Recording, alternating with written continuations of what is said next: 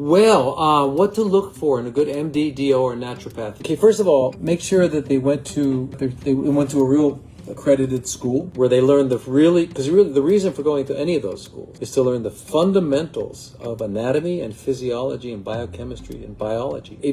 You've got to know that, like they say the back of your hand. I mean, how many people know the back of their hand? I don't know the back of my hand at all. In fact, if someone showed me a bunch of hands, I wouldn't be able to tell you which one's mine. I'm not going to use that word. But anyway, so for a naturopath, there are some places you can get to do the course online, and then you don't get your clinical skills. You don't get to mentor with anybody, so it's not going to be good. So you got to make sure that they went to good school. So there are good schools, and then and whether it's DO or MD, and then you got to find out. You can ask them what kind of training they did after.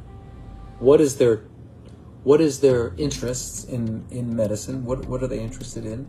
And I would always ask them what do you think people should eat? And when I always ask them about that lifestyle. When do you think people should eat? Okay, so what do you tell your patients to eat? And what do you tell? I want to make sure they know. So I ask them about lifestyle. What does it matter what time I go to bed?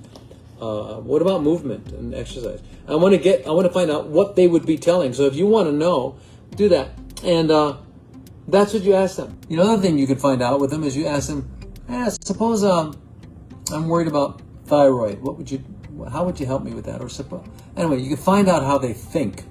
Are they thinking in the disease model, or are they thinking in the health model, healing model?